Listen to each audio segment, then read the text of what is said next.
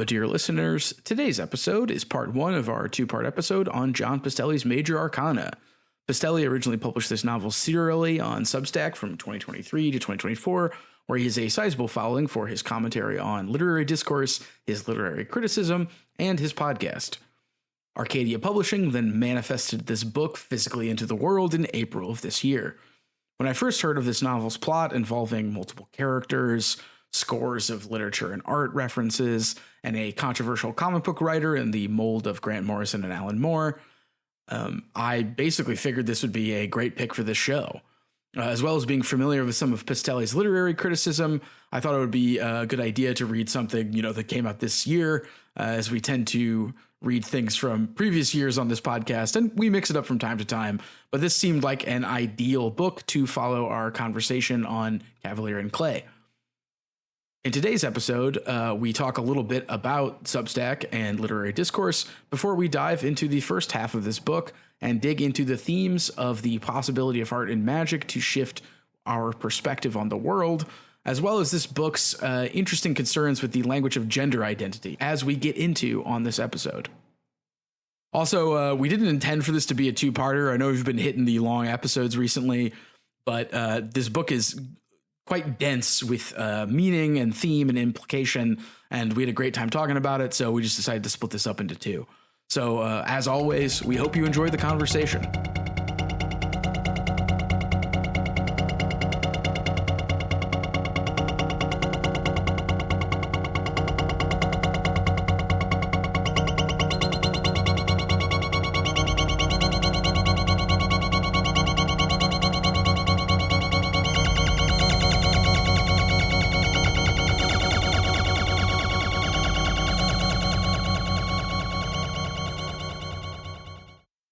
Welcome back to Half in the Bag. So go back to the club. A public suicide on a university campus. An occultist comic book writer turned academic gender activist. An online manifestation coach. A brilliant artist who renounces art as murderous adultery. A grieving mother who picks up a weapon to take her revenge. In this book, we look beyond the dark days of 2025 to focus on happier fare such as dead babies, drug overdose, gender dysphoria, suicide, familial abuse. Does Josh Pistelli need a hug? What happened? All I can say is thank God for teenage pregnancy. So, John, what did you think of Major Arcana? Well, Ben... Or, sorry, are you Ben or are you Mr. Plinkett right now? It's Mr. Plinkett.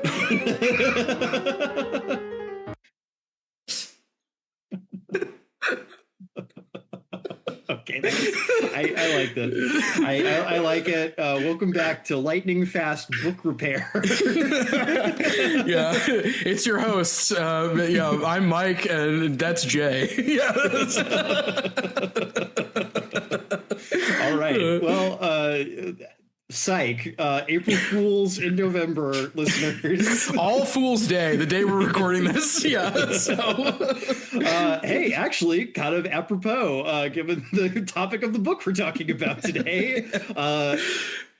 Yeah, psych. It's the Infinite Library as always. You already do this. You clicked on this episode. You know what you're listening to. I always find that funny when podcast hosts try to do a trick like that. And it's there's no podcasting app where you just shuffle it. Yeah, or you can disguise the upload. You're like, oh, what's this? A mystery box upload? Yeah. So. But it's the Infinite Library. I'm your host, John. I'm your host, Ben. And we are here today. Speaking of the Fool, we're talking John Pistelli's Major Arcana. Oh, wow. I got his name wrong in the joke interview. I'm sorry. Or did you, Ben? It was intentional. No, you did. You did. You got it wrong. Well, what are you gonna? I wrote that because I when I was thinking about this book, I just was immediately hearing Mr. Plinkett's voice, and I wrote that in one sitting and didn't edit it. So yeah. Well, I like that. It was good stuff. Yeah. So I don't know how familiar anyone in our audience is going to be with this novel. This is one of the like more contemporary books we've reviewed. This just came out a couple months ago. Yes. This might be the most like hot off the presses we've been on the show so far. Besides maybe Context Collapse, but I also feel like the turnaround for this one was faster. So yeah, I guess we'd really have to go back and check the relative gap between those two. But we're definitely this is a more recent read for us. Ben, you are the one who brought this to the club. What was your initial kind of idea for why you wanted to pick this one up and why you wanted to do it for the show? So I think two main reasons. One, I had heard about this as a kind of novel about comic books, and we had just, read Cavalier and Clay. I started reading into it. I found out he was kind of like trying to pick up where Cavalier and Clay left off. And I thought that would be interesting. It feels like it's suited for us as a sort of like high, low, meeting in the middle podcast about genre as well as about books. And then also as somebody who I guess enjoys reading, likes to do, I sometimes dip my toe into the noxious sludge pool that is Substack. And I feel like Pistelli's Substack is definitely one of the more high profile ones. I don't pay for it. I just read the free version, but he always has something interesting to say. And so when I figured out that like his book was also coming out, I thought this would be cool for our podcast. And I feel like it'll get us thinking about some things we like to talk about, as well as being like increasingly recent, which I feel like we do, but not maybe this recent. So that would be a fun change. Yeah, for sure. I will admit I am not super familiar with Pistelli's like oeuvre. Kind of curious to maybe check out some of his writing on books that I either am interested in or have read. He seems like a interesting critic from what I've picked up so far. He seems like he's a very thoughtful guy. He seems like he really knows his stuff. Yeah. As much as it pains me to compliment anyone else who does any kind of book podcasting. For those who are even less familiar with Pistelli, he writes, his Substack is called Grand Hotel Abyss. He also does a book podcast, I think through Substack's like audio feature called The Invisible College, which I think was actually on the short list of titles we had for this show. Yeah. So, great minds think alike. So, but yeah, he seems like a fairly thoughtful critic. And, I feel like there has been kind of this odd side quest ever since we started the show of me getting into comic books. So this book was definitely kind of an interesting one to kind of feel those various threads that have kind of coursed through the podcast and then kind of branched off, maybe kind of weaving back together a little bit as I found myself thinking through a lot of the kind of stuff about comics history, comics theory, comics and literature and life and magic, all kind of blurring together over the course of this book. There's some really interesting stuff here. There's some stuff I'm less positive on. Same. But overall, I mean, an interesting book. I think Pistelli is a good novelist. I know this isn't his first book. I know he had written at least two others before this, but he seems like a writer with some chops, and definitely could see myself picking up another one of his books in the future if it looks interesting. So I guess kind of to get the Roger and Ebert section of the show out of the way. Well, can I add one last thing about on that? I also think Pistelli is interesting because you could think of his kind of Invisible College project as a kind of like alternative academia one. And it's one that I think is very present in this book, although in various ways, as we'll talk about. And also the idea that you could kind of read literature outside of academia online in alternative ways. And another thing I wanted to note is this book was part of like I guess we could say like a news discourse run on the idea of Substack Summer, which was a piece posted in, I think, the New York Times or maybe in the New Yorker where they were covering a spate of novels that had been published serially on Substack. And so he had actually published this novel serially to his subscribers before it got picked up by an official publisher. And his previous stuff had been self-published. So this is sort of like a big step, I think, for Pistelli in his career. And it's also, I think, interesting to think about in terms of like alternative pathways for, I don't know, we could say the arts if we want to go there. As much as I don't really like Substack, I think it is interesting in that regard. And so I just wanted to flag that for readers' attention if they're interested in looking into the idea of publishing stuff online, serial publishing, the idea of Substack Summer. Just worth noting as he's part of that. But, like you were saying, we're kind of in the preamble part, so we don't have to go too deep into that. Yeah, I do want to actually do a quick aside on the topic of Substack just a little bit, because it's a platform like you, Ben. I dip my toe in from time to time. I have a few writers on there who I sporadically check in on, and I find myself kind of baffled by Substack. Same. Not so much by anything like the community, quote unquote. I know there is one technically, but I've never gotten deep enough in to really see that side of it. Yeah. I don't understand why this platform exists. Exactly. I don't understand why, how did this become so dominant in this space of I guess kind of blogging, basically. That's really what it seems to me to be. It's a blogging platform, right? Yeah. But apparently it's also owned by a Nazi or a Nazi adjacent guy or some kind of right winger of some stripe. Whenever I see people mad about Substack, that's always the knock on it. But the user interface is really bad. Yeah. It's I don't understand why I would want to look at a feed of comments about blogs I follow. I was also never a big Tumblr guy, so maybe that's part of it. This is just something that does not work for me as a platform.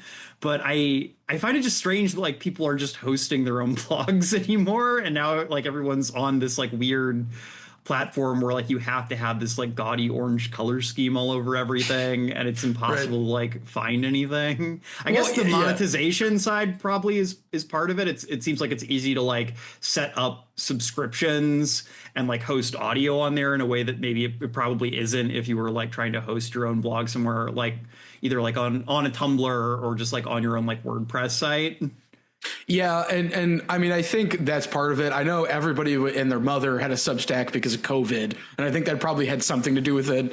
I feel like there's the monetization side, and there's just the god-awful social side, where every time I click on it, I just see a post oranges are tasty, but apples are effervescent. And then it has 3 likes. And then I also heard that people were using AI to write their Substacks. So like most, social media now, it's not above falling victim to enshittification. So I don't know. It's a strange place. So yeah, strange place. I don't know. It feels very I'm only bringing it up because there is this element where it does feel where a lot of kind of independent writing is happening right now, both critical writing, nonfiction, and even some fiction. Like you said, Ben, this is written serially on there.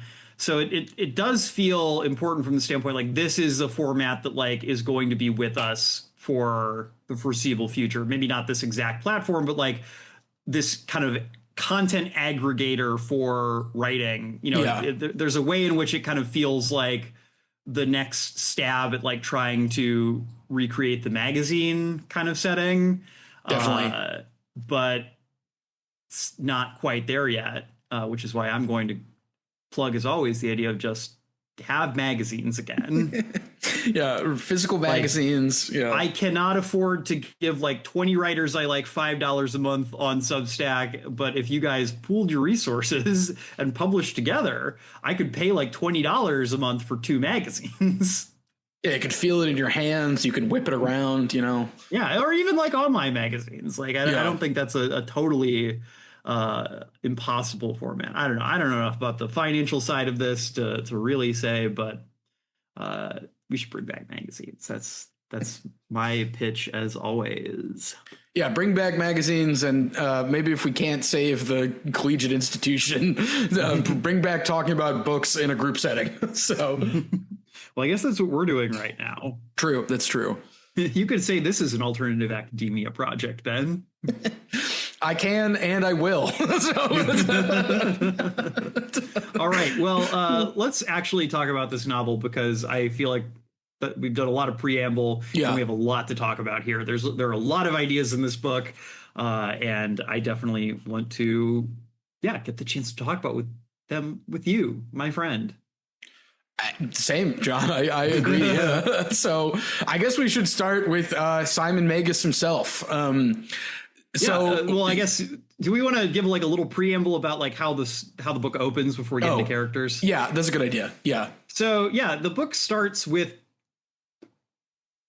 I'm going to be misusing this term, but kind of a primal scene for, I guess, the mid 2020s. And that is a like public act of violence on a college campus. Yes. In this case, not a like assassination or a riot, but a pretty gnarly suicide. We have a young man who takes a pistol. We kind of see him preparing for the act in like the chapter 0 for this book. And then, he blows his brains out on it's referred to as like a small Midwestern college campus, but it also kind of feels like it's supposed to be in Pittsburgh, where right. Where Pistelli lives and works, and Pittsburgh is not the Midwest. It's just not. It's the Great Steel City, as it's referred to. Pennsylvania. It's a different part of the country, my guy.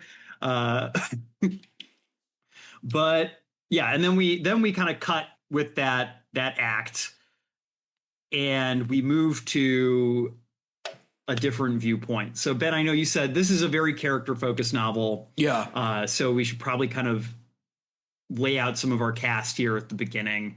So we're going to give a quick rundown of the cast, and then there are a few characters who I think we'll probably drill down into further as we go on. So kind of at the start here on this college campus, we have our kind of initial viewpoint character, Simon Magnus, who is a non-binary professor teaching graphic novels in the English department. Simon Magnus is a kind of interesting blend of some qualities of some historical comic book writers that Pistelli is very clearly, he's not hiding that fact. It's not quite a Romana Clef, but it's getting there. Simon Magnus is the character. You will know why I'm saying his full name, Simon Magnus's full name, every time we do that shortly. Then we have Jacob Morrow, who is the young man who committed suicide. We have his mother, Jessica. After we kind of see a little bit of their lives, we then cut back to Simon Magnus's kind of heyday back in the 70s, 80s, and 90s, or I guess just the 80s and 90s for the most part.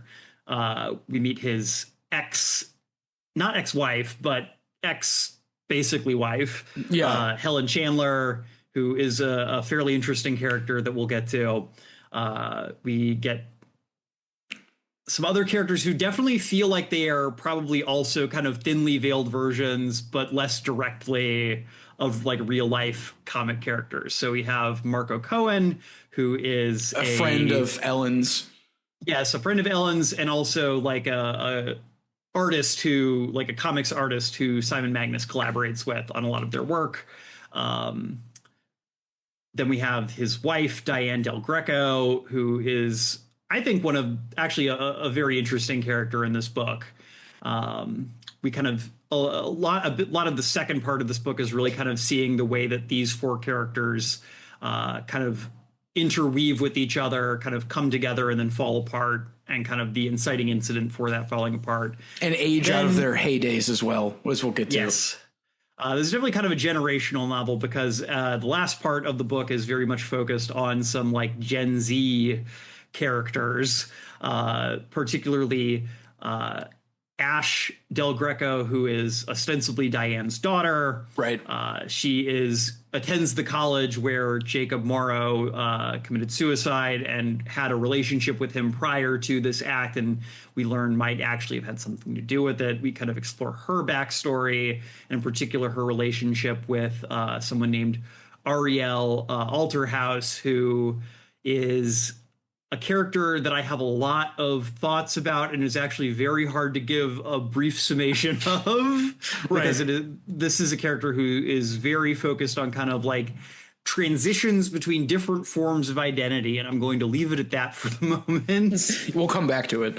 Yes. So we really follow these characters kind of from this inciting incident, the suicide, back through their pasts and then into the future. Yeah. So we kind of see this act. We see a little bit of kind of the preamble and post facto actions that follow it. Then we cut back to the past, and then we go into the future. So this is a book that is playing around a lot with time, a lot with the ways that people kind of move in and out of each other's lives, the power that art has to kind of bridge those divides or, in fact, further them sometimes. So there's a lot going on here, and it's very hard to like give a brief summation, but those are our main characters. That kind of lays out a lot of their initial themes, and I think we'll get into them more as we talk here, but very hard to talk about any one in this book without talking about everyone in this book, because it is very focused on there's a reason why Middlemarch is referenced so much in this book, and it's because it is working with a much smaller cast, but is very much, I think, in kind of the Middlemarch mode in terms of like really being focused on the interplaying relationships between these characters and the way that they kind of echo through time. Yeah, and there's an interesting parallel too with Cavalier and Clay here, because I feel like Pistelli is very good at duos. So it's like, you know, Simon Magnus and Ellen Chandler are paired off, and then Jacob Morrow and Ash Del Greco are paired off. And then Diane Del Greco is with Marco Cohen, but then she pairs off with someone else, or rather she kind of goes on her own. But there's a way that you almost, as soon as you're talking about one character, you're usually talking about that character's relationship to another character, a lot like Middlemarch. And I think also, to me, I began to see the book as like this interlocking series of character duos where like certain things repeat as they go on in various ways. Yeah, definitely. And the ways that different, like, when there's a big turn at different points in this book, it is because a dyad is either split or like partners trade off. Right. Yeah. But there's not a lot of time in this book where like anyone is kind of alone. In fact, one of the few moments I think in the book where anyone is alone is this initial section after chapter 0. Yeah. Where Simon Magnus is on Simon Magnus' own. Right. And from what we can tell, has kind of been on Simon Magnus's own for a long time. Yeah, punished Simon Magnus, we could say. Let me start off by saying Simon Magnus innocent. Yeah, Simon Magnus did nothing wrong, as we'll maybe get into. Although I feel like, so to talk briefly of Simon Magnus, I believe that this novel sort of spends its most generous like verbal gifts with Simon Magnus and Ash Del Greco, who we'll get to later. But Simon Magnus often delivers these really long oratorical performances, as we'll talk about, and I quite enjoy them. But there is a way in which I think this novel's sympathies are with Simon Magnus quite a lot, which I enjoy, but that almost leads to some of the other characters functioning more as like caricatures or reflections of Simon Magnus. And so we don't quite see that in this chapter you're referring to, John, because his speeches come later. But there's this kind of feeling of like he used to be, or Simon Magnus used to be this powerful person who is now diminished in some way. Yeah, you know, it's interesting. You know, there was a moment where when I was first kind of reading the blurb for this book and I saw, because Simon Magnus is set up as kind of the protagonist. When you read like the back copy, there's really nothing that is going to make us think like, oh, we're going to like switch perspectives so dramatically later in the text as we do.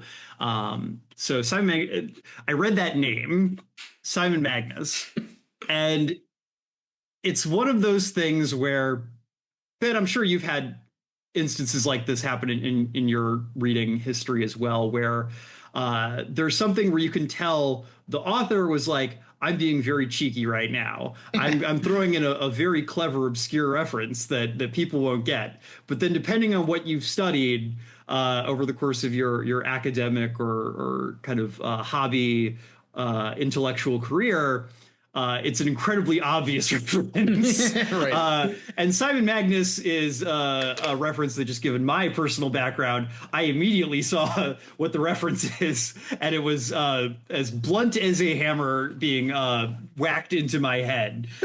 So Simon Magnus is a biblical character, not the protagonist of this book, but the person they are named after. Simon Magnus is a magician in the Bible who is basically killed by St. Peter. Basically, he's like a magician who's like works with demons and like has all these magical powers. And he hears about Peter and Paul doing all these miracles and the acts of Peter and Paul. And he's like, hey, can you guys teach me how to do like your cool magic? Like, look at what I can do. Like, he flies in the air with the help of like demons, like carrying him into the air. And then Peter like calls on the one true God, and the demons like have to drop Simon Magnus, and he just kind of dies when he gets dropped on his fucking head. The dangers of stunting too hard, as they say. So you know, there's something there in terms of, Ben, like you said, this idea of being diminished, the idea of being someone, being a magician, which is a very important aspect to this character. Yeah. But also, this sense of diminishment, the sense of your powers being stripped from you and kind of being brought back down to earth. And, you know, I think that there's something there. So, okay, I want to turn just a little bit here to lay out a bit of how Simon Magnus is constructed as a character before we get into kind of how he's employed in this initial section. Yeah. Simon Magnus is a weird character because he is a pretty, he is a combination of Grant Morrison, Alan Moore. Yeah. But also American instead of British. And a gender activist, we might say. Well, that's interesting because there is kind of an unstable, it's a very like unstable combination of like character traits, I think, that Pistelli is trying to like build this character out of, because if you look at like the career that Pistelli sketches out for Simon Magnus, it's Alan Moore, basically. He wrote this book called like Marshman and Fool's Errand, which are, you know, very clear references to Swamp Thing and The Killing Joke. There's a third kind of summation of their career that is kind of more its own thing. I was much less able to find like a direct analog, but in terms of like their presentation and kind of character, in a way, they're much more Grant Morrison. Because Simon Magnus has a kind of like disavowing of previous work as we see him, but then as we go through his flashbacks, he's playing around with his gender presentation. Simon Magnus becomes Grant Morrison at one point by shaving his head and wearing like wraparound shades, so that Simon Magnus looks like one of the King Mob in The Invisibles. And so there's this, I think unstable is a great way to put it, because depending on where Simon Magnus is in the narrative, he's exhibiting different characteristics of either Alan Moore or Grant Morrison or something of his own, of their own. Well, and Pistelli is very clearly interested in the way that Grant Morrison has evolved in, I'll put it this way, evolved in their gender presentation. Yeah. You know, Ben, I don't know how much Morrison you've read. I'll admit I'm not a completionist by any means. I've read a bit of their work. But, you know, Morrison has always been very interested in gender presentation. Yeah. The way that, you know, appearance, putting on different identities works. They are currently, you know, identified as a non-binary individual in our real world. And Simon Magnus is also posited as a non-binary person, and specifically like a non-binary person with a distinct interest in cross-dressing. Yes. In a way that, feels very of a piece with what I know of Morrison's own kind of dealings with gender. Yeah, and on my end, The Invisibles was huge for me. And now that I think about it, I wonder if The Invisibles was the first time I had encountered like a trans character in a work of fiction, because there's a character in the Invisibles team who is trans, and I just remember reading that and being like, this is a thing you could be. I didn't know that. Like, a character who's treated with an immense amount of respect, considering Morrison was still identifying as a man at that point. Yeah. Obviously, there's some issues with any portrayal of like a transgender character in like the early 90s in comics. You're never going to get perfection, but it's aged remarkably better compared to, say, Neil Gaiman's work. Yeah, right. Well, and then also there's and not to get into it, but Serious House on Serious Earth, Arkham Asylum, which is when Grant Morrison psychoanalyzes Batman, and there's that great scene where the Joker says, "Loosen up, tight ass," and then smacks Batman on the ass, which is just a great scene in general. So yeah, I think I agree entirely, John, that I think Pistelli is riffing on the kind of free floating signification that Grant Morrison can do a lot. So yeah, I think it's really odd that I'm definitely more familiar with Alan Moore's work. I've read a lot more of it. I'm still not like a total completionist, but like I've read Marvel Man. Like I've read some of the deeper cuts. Yeah. And I see a lot less Alan Moore in Simon Magnus in a way that I find kind of interesting. Like it kind of feels a little bit like the Alan Moore elements are almost there to keep this from being too directly just a full-on like Romana Clef of Grant Morrison. Yeah, the unstable molecules need to have something to bounce off of, otherwise. Yeah. And then there's another element to this character, which is kind of this academic role they are in at the start of the book, which, to my knowledge, neither Alan Moore nor Grant Morrison have ever been employed as like college professors in any long-term sense. Right. But you know who is a college professor professionally?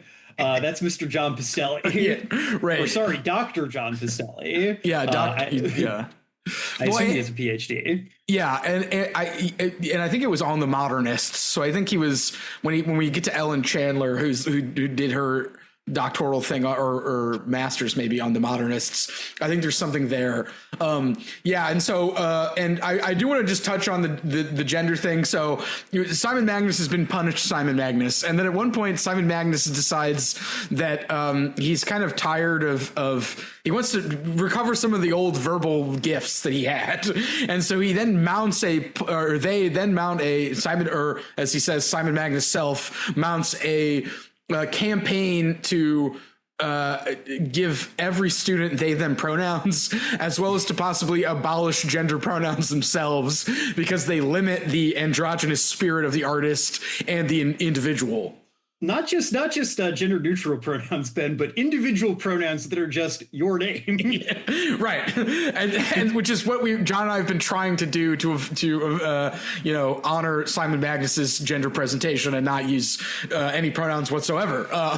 And this is where, if you're not prepared, I feel like this book mounts its first we could say curveball thematically, where suddenly you're given these oratorical flights of fancy of Simon Magnus, who talks about didn't Walt Whitman declare himself a multitude? So should the students. And we get this sort of satire of academia, which I found to be kind of annoying. And we can get that into later. But suddenly you're like, there's more going on to Simon Magnus besides this punished wizard persona, and that this book has some concerns about gender and specifically the language of gender. And I'm going to come back to that later, but I think the language associated with gender is one of this book's chief concerns, and you see it in the sort of Simon Magnus using only personal name pronouns. Yeah, and it's something where, as I was reading this, I knew there was some stuff about gender in this book going in. I knew Pistelli was a Substack guy. You know, and there was a part of me that like got to this point in the book, and again, as someone who is fairly committed at this point to a non-binary gender identity, and has been for the better part of a third of my life, I was pretty ready to find this book to be completely noxious and obnoxious in its discussion of gender and particularly of trans and non-binary issues. And I pushed through this kind of initial section with Simon Magnus and found myself trying to find the right word here. I came out the other end of this section and of this book with some reservations on the way that non-binary and trans identities are treated in this book, because they are a huge part of this book and a huge part of how Pistelli chooses to approach some of his themes. But I did not come out feeling like I'd read something hateful. Now, right. Maybe part of that is the fact that, the bar is the floor to some degree with, just real gutter transphobia all over the internet these days. But I did not come out of this book with the feeling that John Pistelli hates trans people, thinks trans people are disgusting. I think he's interested in the trans condition. I think that he is maybe not completely charitable at all points to the degree that I would maybe hope someone of his education would be. It's very interesting because there are trans characters in this book who are treated very, frankly, cruelly by the text. But there are also trans characters who are treated with an incredible level of respect and compassion. Yeah. And that dyad left me kind of confused. And we'll get into this a little more deeply, but I do, before we get any deeper into the text, I did want to just kind of get that out of the way. I have reservations about Pistelli's portrayal of trans people in this book, but I don't think he individually is a hateful person. I do not think this book is hateful towards trans people. Yeah, and I think, as we'll talk about examples, it feels like one that's only limited to the language of gender and less the reality, or rather we could say like the material reality of gender, which we'll talk about when we get to the later parts. And I wonder if that language focus kind of lends this thing you're talking about. So yeah, I think that, not to get too many cards out on the table right here, but I think we are going to be talking about this. I think that what Pistelli is at core concerned about in this book is the relationship between real life and intellectual life. Yeah. And I think that the role that he sees, maybe the concern he has sometimes here is what is going on with the way we talk about gender. What is it rooted in materially? What does it mean, to assume an identity in a world where that identity maybe is partially or wholly constrained to an online sphere, or an immaterial sphere? What does that mean in the context of a world where there is quite a lot of real material gender depression left to deal with? And how do we kind of square that circle between kind of the intellective world that we all live in, being on the internet now, and the very real material world that still exists and still matters? And I think gender is not the only way he explores that, but I think it is a big way. And I think it's a way that he makes some interesting points. But I still have some reservations. I'll just put it that way. Anyway, to return to Simon Magnus. So, yes, there's something interesting in this kind of initial section with Simon Magnus, where we learn about, Simon Magnus coming to the university, their kind of jaundiced eye towards the institution of academia. They make a big deal out of the fact that they did not actually go to college. Right. So they're kind of an outsider looking in at kind of these absurdities of the university. And, this kind of crusade they go on, I think there's something interesting there in terms of how serious it is, because it feels like something that starts very trollishly, but then kind of slowly Simon Magnus starts to buy the line of bullshit that Simon Magnus is giving. Right. So there's kind of almost an unconscious desire there that's being expressed through kind of this attempt to be cheeky that I found a little bit odd. Ben, you and I talked a little bit about this before the show. So there is a preface that is not in the book itself, a hard copy book, but is on Pistelli's Substack. And Pistelli in that preface says that he is not doing satire in this book. He's very insistent he is not doing satire in this book. But I don't know what you call the portrayal of particularly academia in this book if it is not satire. Yeah, especially the department chair who's like a retired Melvillian, and he's constantly like stumbling over his language hesitantly in order to say the right thing to Simon Magnus about everything. And I feel like Pistelli does that same bit like 10 times. Like it's like, oh, look at this blinkered bureaucratic fumble bumper who he can't say anything straight, and he has to keep like correcting himself so he doesn't say the right thing. I'm like, get a new bit in terms of doing this. Like that's the most like satire caricature, I would say, in that way. Yeah, Pistelli is someone who, clearly works on a college campus and has, thoughts about life working on a college campus and being in, I guess, specifically an English department. But the sections of this book where I think he's trying to be funny a lot of times end up feeling a little bit boring, to be frank. Yeah. The characters he sketches are very interesting, but there are these moments where he's trying to like put them in these quote unquote absurd situations where it just doesn't scan for me as worth the time.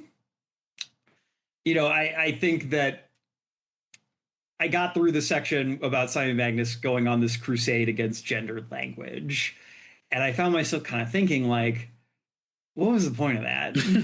Like, I would much rather either get on to the next character we spent some time with, or I would have much rather have seen kind of a slightly more grounded version of some of these things. Like, I think there's something very interesting about like an academic, like someone who's in academia who like doesn't have a degree and is kind of like almost trying to one up like all these people with fancy degrees. Right. Yeah. But there's just like something a little too cheeky about it for me. And especially that section, John, where it's like the second wave feminists did not agree with Simon Magus. It's like it's like a lot of just pot shots at like gender academics, just like he was lining up like a shooting gallery and just like blam, blam, blam. Like it's just, it's a little showboaty. So when I talk about, like the idea of like him being a Substack guy, that's definitely like where I was kind of worried this book was going to go. Just like, I'm the dangerous truth teller. There's a reason this is coming out from a small independent press and not from your Penguin Random House. Oh, I'm saying it. Yeah. Oh, we're slaughtering your golden calves. Gender, get rid of it. And like I said, reading this initially, I was finding like I was really worried like this is the tone the book was going to have through the whole thing, and I was really gearing up to have a miserable time with it. I'll be perfectly frank, but I kind of finished like maybe chapter like 5 or 6 of this book, and I put it down and like barely touched it for a week because I was just kind of like, oh man, I don't know if I want to like go back to that. Where like I felt disgusted, but just I was like, oh man, that feels tedious. And so when you get past the section, it like flashes back to Simon Magnus's like Bildungsroman and suddenly it's just way more fun and interesting. And I feel like the way the novel portrays talking about books in this next section is great, and something I find to be true. But you don't really see that in this opening bit. You just see like the satire of academia, as well as like Simon Magnus trying to get their old flame back, which hints at something in a way that I found more interesting than the whole satire bit. So yeah, I mean, there is a way where like I can see the argument that, again, the satire is furthering kind of a broader thematic point. Like that bumbling professor, it's like, this is a guy who studied language his whole life, but he cannot like actually get his intention across when he's talking. Yeah. He's not trying to be like, he's good natured. He's not trying to offend anybody. He's not trying to step on toes, but he's very worried that he's going to, because he just does not have like the language to pick up on some of this stuff. Yeah. Which I'm sympathetic to in some regards and unsympathetic in others, but in a real life context. But yeah. I can see like how that, you can see that as like furthering this thematic point, but it's not funny. Yeah, it's not funny. And it's not funny. And I feel like if this was... when I read this book, there are parts of this that I wondered, is this for the Substack kiddos? Is this so the Substack kiddos will keep reading? And that's one of the parts that I felt that. Like, I was like, yeah. We'll get to one of the other ones later, which isn't quite offensive, but it's offensive in terms of what it is. Offensive not on a like gender or racial or et cetera basis, but just offensive to all decent thinking people. It is a madness rune encased in this book, but we'll get there. So I guess we should move on then, because so you get the story of Simon Magnus after this, and you get his collaborations with Ellen Chandler, who was hired to basically write comic book scripts in a sort of like progressive 90s way. And she's like, I don't want to write this trash. These are ridiculous. There's no literary merit. I did my dissertation on the modernists. And she's at this cafe that Simon Magnus is frequenting in the big city. He runs away from his New England home, which we should probably also talk about. But he runs away from his New England home. He's been wearing a dress as he goes to this cafe. And so he then befriends Ellen Chandler and helps her write these comic book scripts that sort of sets him on his comic book path. Although we should maybe touch on briefly his childhood, which is also kind of dark and pretentious, or not pretentious, portentous. So, yeah, the childhood is interesting because, it almost like adds a third wrinkle or a fourth wrinkle to his character, which is like he's also kind of H.P. Lovecraft in a way. He's like this, scion of like this kind of fallen New England aristocratic family. He has like this mother who was like seduced and then abandoned by this like rakish younger man. He grows up without a father and with this like very severe mother who he resents his whole life for being, a severe New Englander. He puts on his mother's tights in a very important scene. Yeah. There's a lot of, kind of psychoanalytic stuff there that maybe we can get into a little bit later, but there is this like core, theme of like cross-dressing in Simon Magnus's character that goes on to inform a lot of other stuff. Like Ben's, he's like wearing a dress at a certain point, and that's like kind of this like primal scene for him that goes on to, I don't think we mentioned it, there's this element in kind of this gender crusade he goes on in like the contemporary part of the novel where it's almost kind of this way of like thumbing his nose at the students. Like he feels like Simon Magnus feels like they were more radical because they were cross-dressing at a time when it was really dangerous. In the 90s, In the 90s, they got like gay bashed basically for cross-dressing in public in the 90s. And now they kind of resent that there are all these younger people who are able to experiment with these things in a much safer world for that kind of stuff. And, that is a response some people have to, changes in the world. And I can't like totally discount it, but it it's an interesting wrinkle to their character. Yeah, and we should say that Simon Magnus begins wearing a dress. It's a dress of his, we could say, like, high school sweetheart. Valerie Kearns is a woman who basically starts practicing magic because she is suffering from familial abuse at the hands of her stepfather. Yes. And Simon Magnus is sort of falls in love with her through a scene where she's conducting this ritual in the forest, and Simon Magnus is there like reading Burroughs and getting high, and he like goes over to hang out with her, and he helps her do this like ritual. And in one of the book's first instances of we might say like metaphysical or beyond reality thinking, Valerie Kearns is able to summon a magical rite to kill her stepfather, who dies in a car crash. And or at least she believes that. She believes that. Yeah, she believes that the dark magic has helped her do this. And because she also suffers from abuse, she is like sort of trauma bond to this New England town. She does not want to leave. She's also suicidal. And so Simon Magnus wants to move to the big city with her, but she stays and then commits suicide. And Simon Magnus is sort of distraught by this, as anyone would be, and he steals her dresses from her house. And so he begins to wear that dress once he's in Steel City. Or maybe it's Cosmopolis, whatever the New York. I think it's the New York equivalent. I think Cosmopolis is. I think Cosmopolis is New York.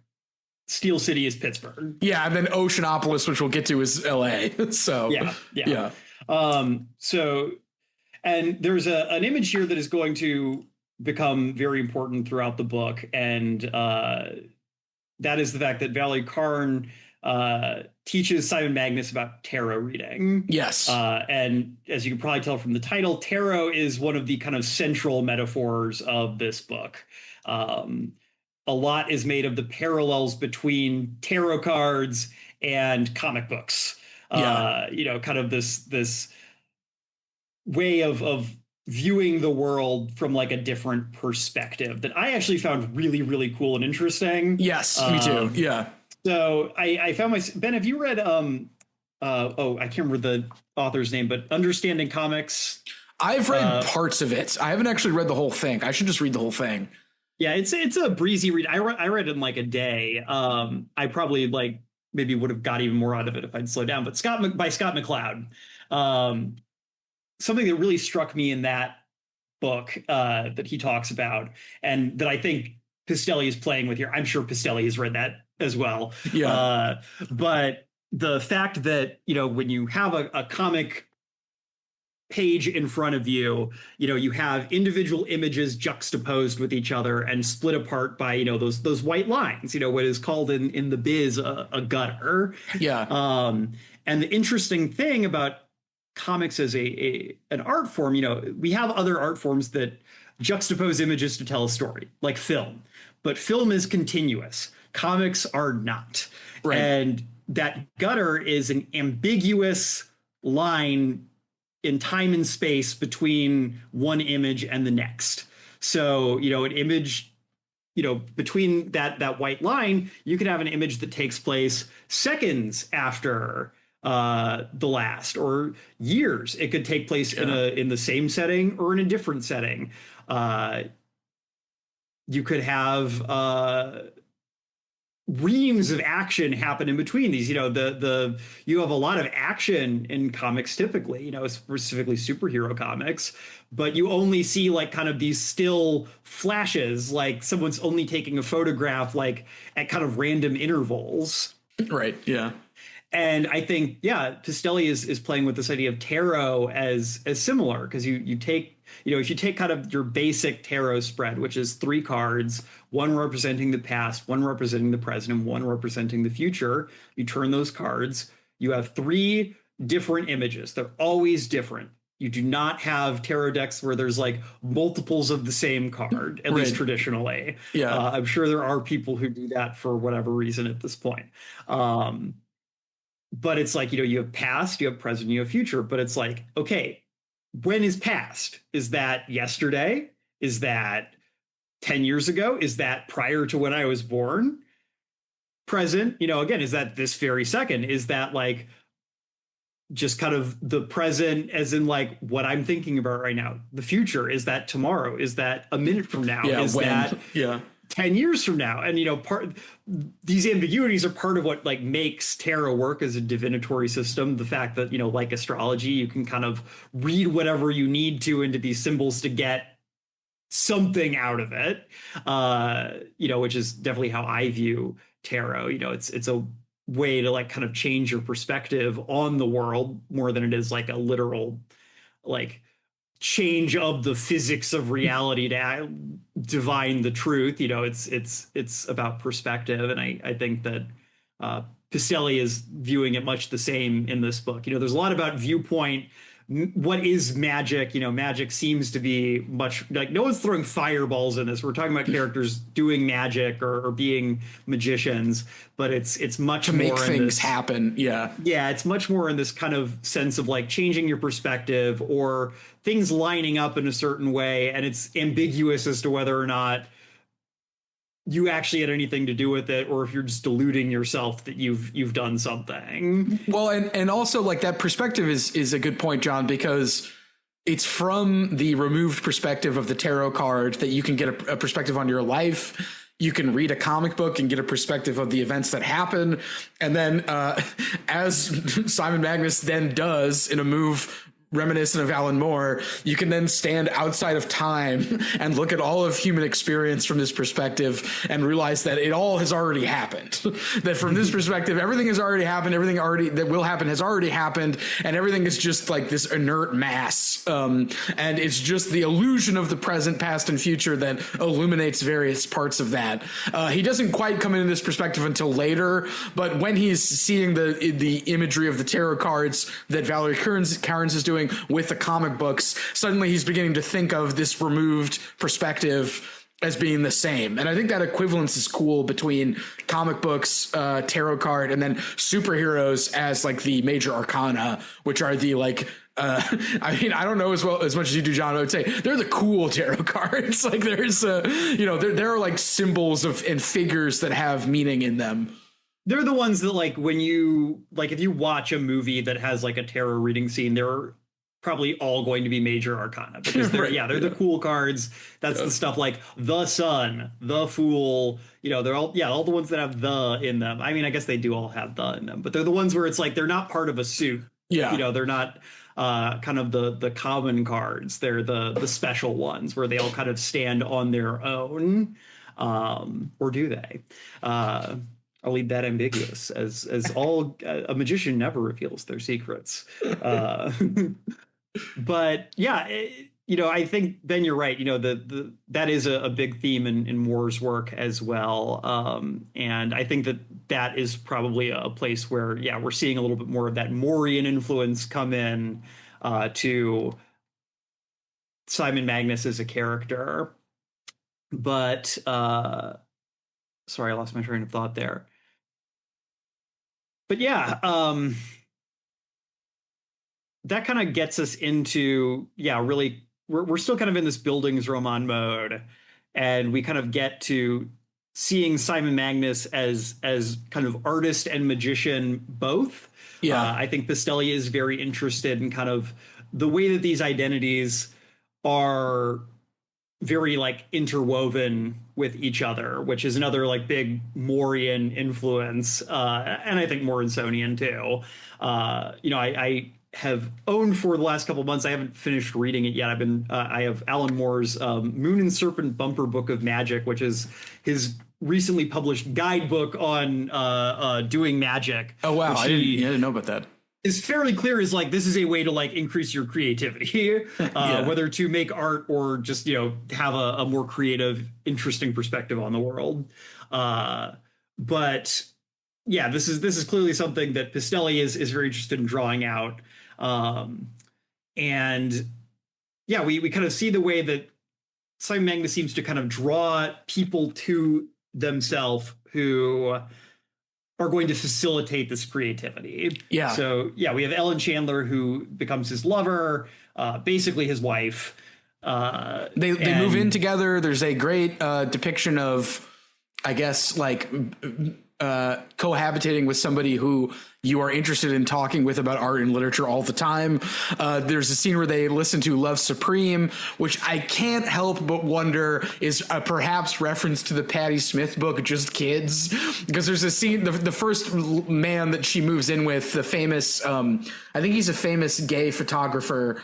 Anyway, they listen to Love Supreme a lot in their apartment, and their apartment is stuffed with art, which is something Pistelli describes in Chandler and their relationship.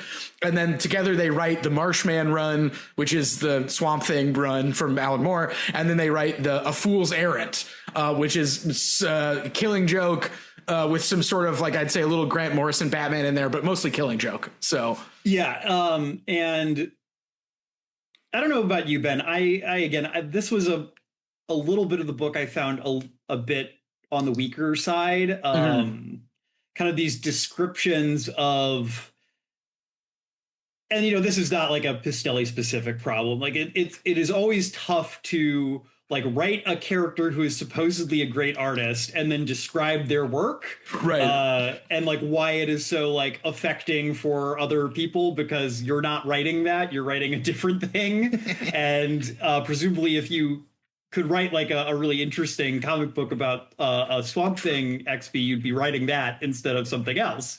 Well, and I wanted to note here that just to that problem, John, I feel like the book takes on this sort of like, I am the cunning insight, like I'm the expert. I have a PhD in these comics, like, and he can do like this sort of mock nerd voice where he's doing like this sort of rapturous ekphrasis about all of these fictional objects that to us kind of sound like knockoffs of one that we already know. So yeah. Which again, I think Pistelli is fairly upfront about. Like there's a section in the preface where he talks about sort of the challenge of writing something like this is you want to write about Superman or you want to write about Batman, but guess what? DC still owns the copyright to that, and they have very expensive lawyers and are very litigious.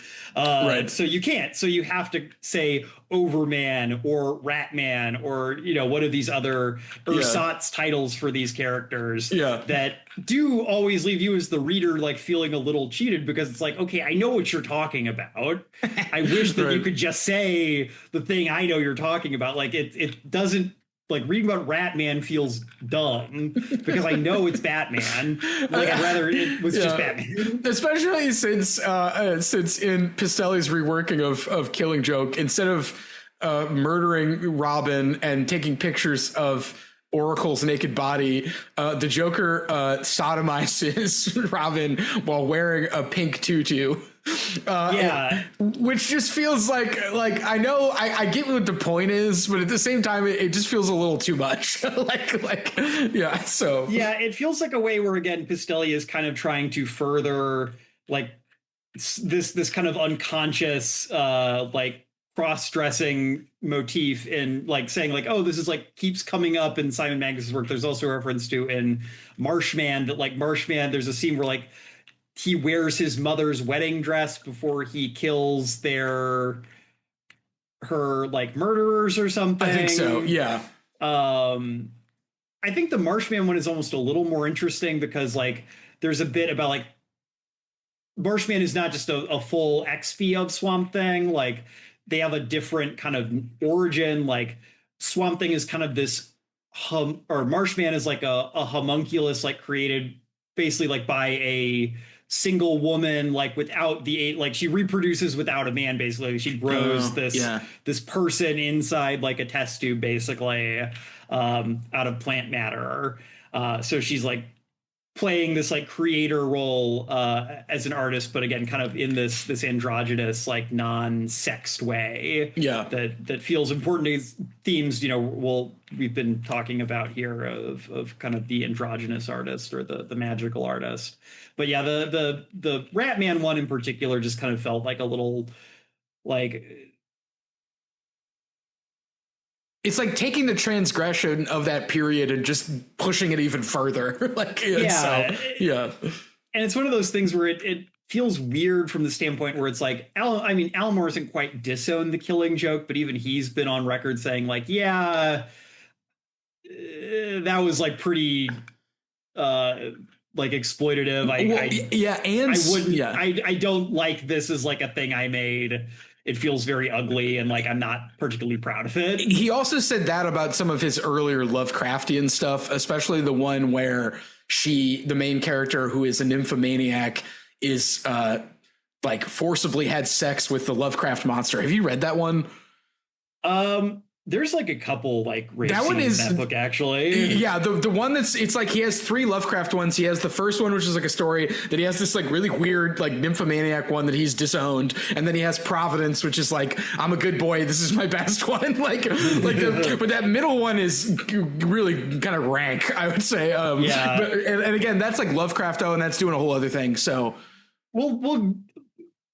we could talk about that if we ever actually do an episode on Alan right, Moore. Yeah, another episode. I don't want to get too in the weeds there, but Alan Moore, weird guy. Believe it or not. weird guy. And so I think Simon Magnus feels that he's maybe put something into being with these comic books that maybe shouldn't be there, even before he's asked to do his big project, which we'll get to, where he sees fans dressed as the tutu wearing Joker character at conventions and goes like, maybe what I'm doing isn't a good idea. Yeah. Well, we get to that. There's I think there is actually like a somewhat funnier scene later in the book where he sees like this world's equivalent of the Dark Knight for the first time as like a 50-year-old. And it's like, oh, what? People still people like this? a child could watch this, is what he thinks, like, as he's watching it. And he's just disgusted with it. Which, again, there's a strain in this book of kind of this, not puritanism, but like I don't totally get Pistelli's, where Pistelli falls on kind of like what art, like what is okay with art. Yeah, is transgressive art good or not? Yeah, because there's definitely like a through line here of like as basically like modernity goes on, like art becomes like less and less grounded and like more and more kind of about shocking images. There's a lot of that in kind of the later sections, as we'll get to. Yeah, but I found myself kind of thinking like, okay, like there's a character who is kind of posited to be a good person because he is a Zoomer who grew up reading like real books instead of being on his dang phone like watching like snuff video compilations. Yeah, or just brain rot TikToks. Yeah, I have a lot of problems with his character, which we'll get into. I don't want to spoil now, but I want to save that for when we talk about him, because I feel like his character exists just to die. Which anyway, we'll get to that later. So but so we do get to Simon Magnus's like the great work, basically, which he's contracted to write Overman 3000, which is if it's riffing on anything, like I guess it's a riff on like whatever happened to the Man of Tomorrow, but it's not like, it is nothing in common like plot wise, but it is kind of this like summation of a Superman type character, and this like very big flashy way. I would say there's also shades of V for Vendetta where it's like agent of freedom and sex and love versus like government technology control machine, and also like the good side's always winning. There's never really like any problem where the good side might not lose, and it's like this sort of like spiritual battle kind of. I guess there's also some Invisibles in there too, because that's pretty reminiscent of the Invisibles and kind of the outer church. Outer church. But we kind of get introduced to kind of this other dyad of Marco Cohen and Diane Del Greco, who are they're Marco Cohen is an artist in a very different way. He's actually a character I find very interesting in the context of this book. He is kind of a red diaper baby, like Jewish kid who like Ellen Chandler, like kind of hates being in comics, like kind of fell into doing commercial art because they couldn't make a career like doing like high art or fine art, which for them is like portraits of the dispossessed in such a way that they are elevated like to noble status. Yeah, he's like a socialist realist who had the bad luck of like being, born in America, like during the Cold War. Yeah, John, what did you think of that scene where he goes to his grandpa's house with a bunch of comics and his grandpa is like jacked and he rips the comic books in half with like one move? There's something about an old man doing that which was cool to me. But anyway, yeah. So it's an interesting scene.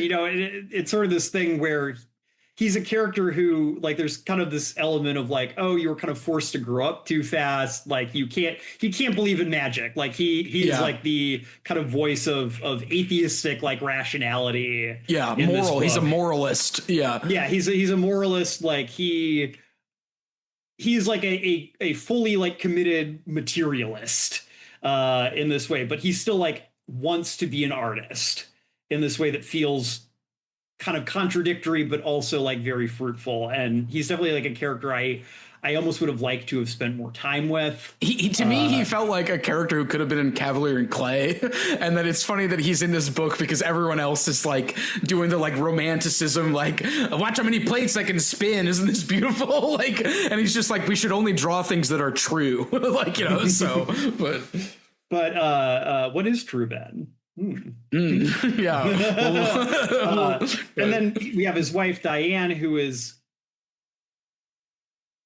a character who I think becomes more interesting as the story goes on. Yes, I agree also, because we get one chapter kind of as her flashback where she was raised with a bunch of like kind of neglectful stoner parents who were drug dealers, and she's befriended by, I guess you would say, a tradcath girl in a relationship that seems platonic, but then there is sapphic undertones, and then it's revealed that the tradcath girl basically treated her as a project to sort of save her from the doomed, and this wounds Diane Del Greco mortally, well, rather spiritually. So she's like, I'm done with literature, I'm done with art, never again. I will just be a normal lady. So yeah, because she basically this tradcath girl, or I guess tradcath maybe is a bit of an anachronism there, but like noticed she's smart and like basically like intellectually seduces her. Yes, like introduces her to all these like great thinkers in an attempt to like convert her. Yeah, I gotta say, John, Buddhism gets a bum deal in that relationship because she's reading Buddhism and she's like, it's not as good as Christianity. So she's reading Alan Watts.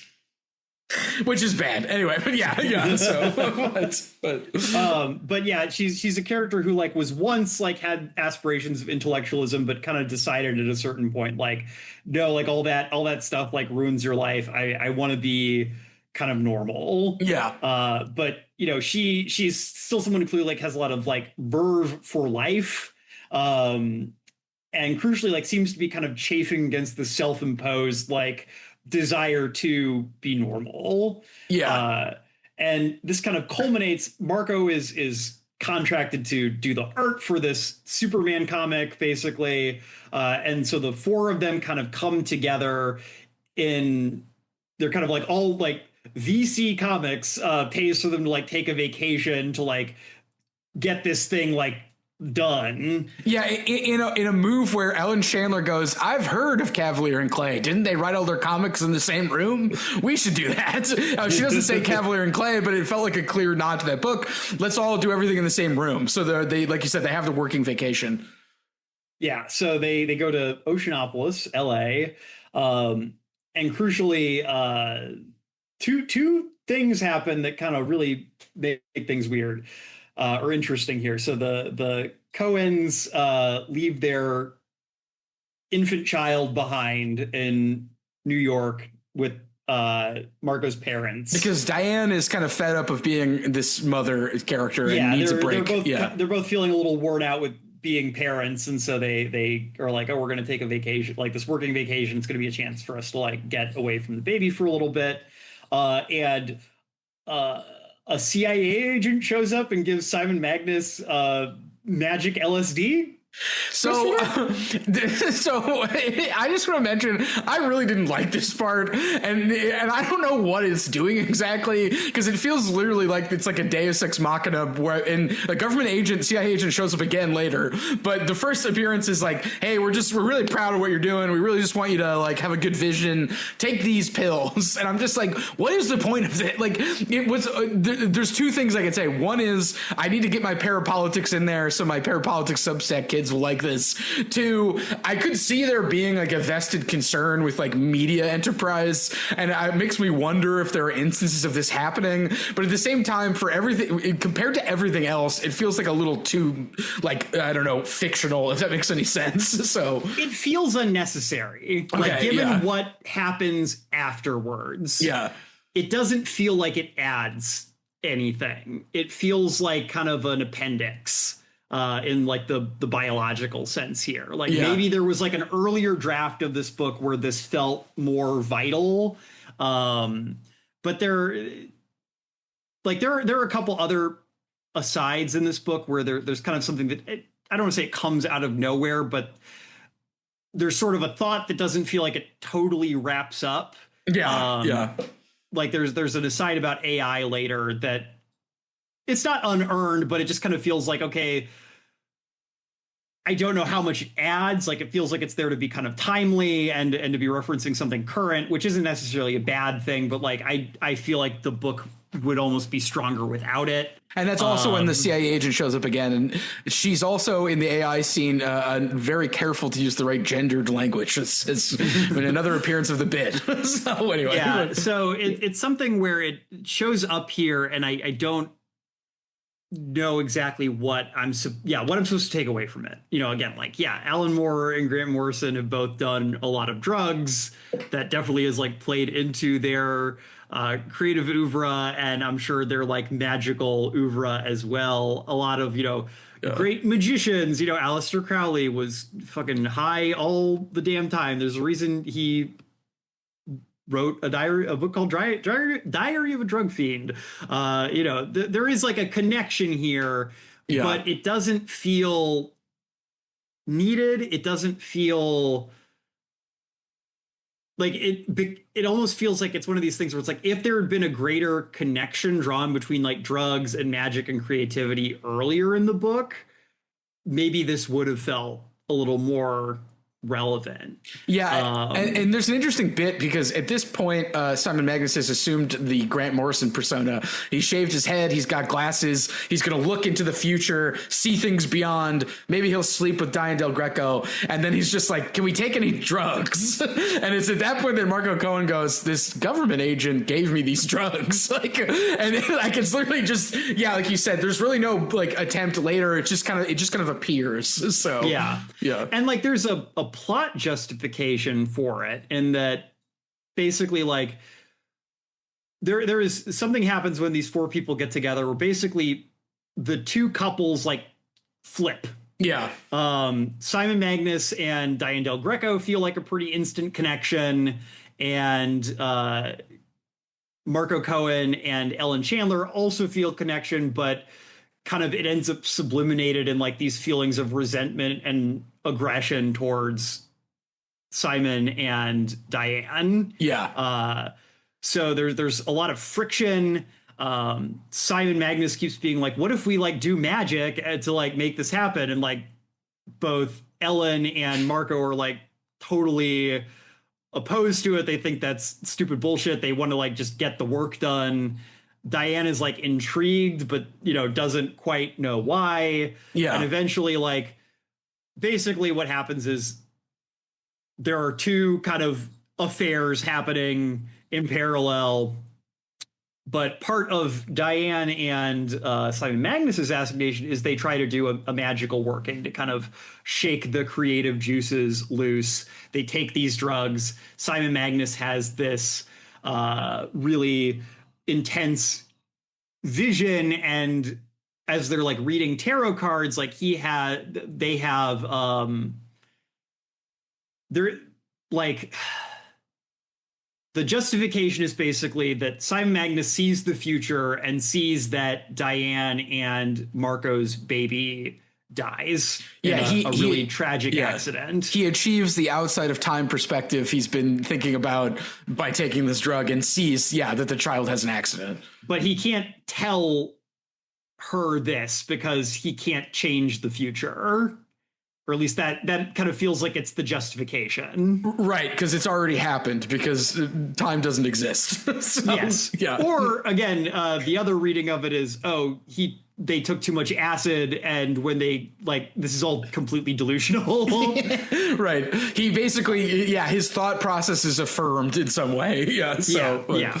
And then the book comes out. It's considered to be this huge masterwork, but this like, again, in kind of a Cavalier and Clay-ish spin, like this creative friction between all these different people that feels so important is completely shattered. Yeah. And there's kind of a lot of like interim, but like Simon Magnus does not create anything in between this point and the point we find them at the beginning of the story. Yeah, he wandered around Europe, and then Ellen decided to help him get a job as a professor. And it's implied that he probably would have died if this didn't happen, because he's pretty much distraught. He's thrown everything into the wind. Ellen tells Diane that she's pregnant as well. Yes. And so then who is the father of this kid is kind of like the back half of the book, we could say. Yeah. And that's where the transition happens back to contemporary time. Well, wait, before we go there, I have one question. I have one question for you. So yeah, go ahead. Did you feel that this affair thing, along with the scene we didn't talk about where Simon Magnus punches Ellen in the face, do you think that some of this was like a very careful attention to make sure that these characters seem like real people? Because I felt like Marco Cohen, for instance, like kicks Diane, I think, for letting their child die, so that we don't feel sympathy for him. Simon Magnus is mean to Ellen, so Ellen decides to side with Diane. And there's an interesting like way that this love triangle shakes out to make sure that all of these characters are like real people and are also punished for their, we could say, youthful follies, maybe, or their like their drug dealing, or not drug dealing, their adventurous days. And so before all the pieces are set up for the next part, I feel like everything felt extremely just so in this section, and it didn't quite feel like it spun out of control, which I know is the attempt for, like, I think this spuns out of control. Like, creation is born from drama and strife and suffering, but also like everything is, again, just so the way it comes out. I just wonder what you thought about this like spinning out, because like to me, I was like, past that initial section, I was like just going yeah during like the Bildungsroman up until this, and then the drug, like the orgy happened, I was like like I guess, like I feel like, anyway, what did you think about this? Yeah, it's something where maybe I'm a little of two minds about it. I think you're kind of right in terms of like the way that these characters kind of get set up, so that like we're sympathetic to certain parties more than others, kind of despite the horrible situation we find ourselves in. I think that there's kind of a read there in terms of it is just so, but that's because things can't be other than they are. Right. Because everything has already happened. There's no changing fate. So it is just so because everything is just so. Right. Yeah. And with the perspective we have as readers, like, yes, of course, everything is just so. We're reading a book. The art, it's kind of almost, I guess, showing the artifice to, it's drawing attention to itself in a way. Yeah. I think there's also something here, and again, maybe this is getting into the gender of it all. I think Pistelli has a lot of sympathy for his female characters. Diane in particular. Diane is the character throughout this book who I found myself feeling most sympathetic towards, who really feels like she gets like the raw end of the stick despite doing very little wrong. Right. Yeah. In a way that I can't really say about any other. I mean, that's not to say she has no flaws or anything like that, but it's like, yeah, she did not deserve to have her kid die because she went on vacation. She did not deserve to have her kid die because she slept with someone else. Right. She didn't really deserve to be played by that Catholic lady or high school. Exactly. She didn't deserve to kind of have her intellectual like growth stunted by this traumatic experience of seduction and then subsequent abandonment. And I almost feel like there's again, kind of an underlying through line in this book about men and women and the way men treat women. And the violence feels important to that. Yeah. You know, it feels like it is this moment of, you know, because again, Marco is a character who's very interesting, but up until that point, you know, there's nothing wrong with him necessarily. We can say maybe he's a bit of a stick in the mud in certain ways. We can say, oh, you know, he's holding himself back artistically by having this incredibly like unbending, like moralist line. This moment of violence against Diane is a shattering of that idea that like, oh, just because he has these intellectual ideals does not mean that he is somehow immune to like these systemic issues. You know, a man, just because he claims to be like a good Marxist, can still be violent towards women, can still like flex his privilege or whatever word we want to use, his systemic power, particularly in these moments where grief or anger overpower kind of the rational faculties, and all of a sudden you're not behaving as a Marxist, you're behaving as someone with like all these unconscious beliefs and traumas and other things like under this immense amount of like stress, pressure, and sorrow, and you know, it can overtake you. And that's not to make an excuse for like hitting someone in that way. That's not what I'm saying. But well, and I think, yeah. Well, I was going to say that's a mirror of Simon punching Ellen, because Ellen tries to psychoanalyze Simon, and Simon reacts by punching her. So and I think it's something that I don't remember the scene exactly where it happens, but there's a scene where Ellen confronts Simon about how he treats her and how he treats women, and the way that he resents his mother for being cold and cruel, and how it when what he really resents is that she was practical and that she was not like fun. Well, right, and how he you know took it, how basically like despite hating her, he still like has taken her money and like, you know, subsisted off like her practicality. And now Ellen is basically in the same position. She takes care of him. She takes care of all the practical stuff in their relationship because Simon is too busy being a magician, having their head in the clouds. Right. Women have to take care of him. Yeah. Yeah, exactly. And so again, when I talk about Pistelli exploring like, what does gendered identity mean in the ideal and in the material, you know, I think Simon Magnus is a non-binary character, but they're a non-binary character who is also sexist, right? And it, you know, can in some ways replicate consciously or otherwise, you know, these power relations in, you know, particularly in an attempt to reach for this androgynous state of being. And we'll see a little bit of this later with Ari as well. You know, this desire to reach for, you know, this more spiritual or ideal sense of the self can, I don't want to say it can lead you to take advantage of other people, but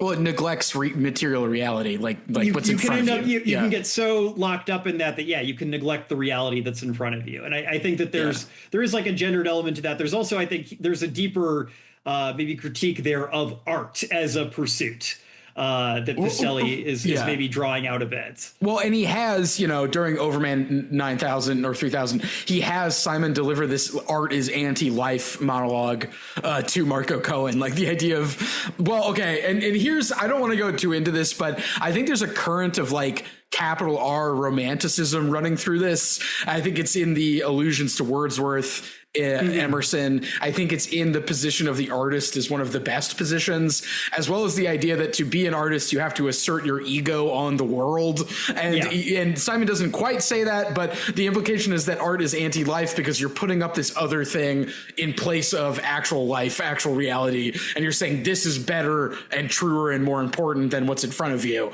And he sort of, you know, in one of his, again, like great monologues, he says this to Marco Cohen. And I think that was getting at to what you were saying. Yeah, absolutely. I think that is one of the central topics that Pistelli is trying to work with here. And I think that it's a little more complicated than just like art bad, right? Or artists bad, or like is art bad or people bad? Yeah, is art bad or good? Yeah. So I think again, when we get in a little later into the book and we get to some of these Gen Z characters, there's definitely it seems to be part of what Pistelli is skeptical of is this attempt to use art as like identity formation. Yeah. To use this idea of yourself as a particular image getting in the way of like your life in a way that like I have complicated feelings about. I'll just put it that way. But there is this way in which, Simon Magnus is so fixated on this idea of like, I'm an artist, I'm a magician, that it's like he can't buy his own groceries or do laundry. And like that is not like a healthy place to be as an individual person. And that reminds me of that Oscar Wilde quote where it's like the first duty of life is to assume a pose, and the second duty no one has discovered yet.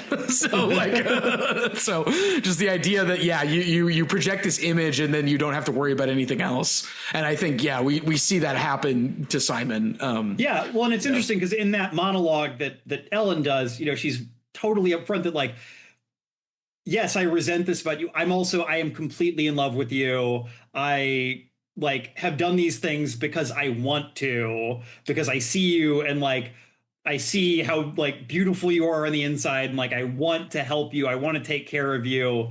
But I also like can recognize that like, this is not based in like, A, you are taking advantage of me. Even if I have like okayed that in a sense, and B, like I can't keep doing it.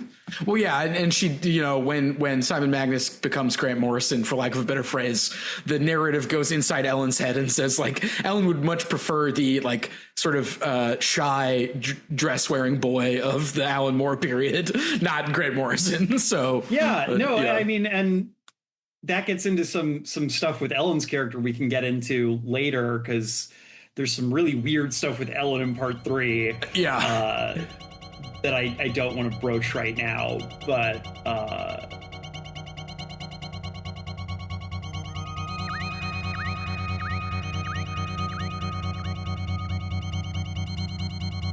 Thank you for listening to The Infinite Library. If you liked our show, we hope you'll subscribe and leave us a review on Spotify, Apple Podcasts, or the podcast app of your choice. It helps us a lot. If you want to follow us on social media, we can be found on Twitter, Instagram, and Blue Sky at Infinite Library Pod. If you'd like to contact our team directly with episode ideas or feedback, you can email us at infinitellibrarypod@gmail.com. Our intro music is by Amos Legend in the Forest of Mayhem. Our outro music is by DJ Daggy Diggs, and our logo was created by Lars Noir.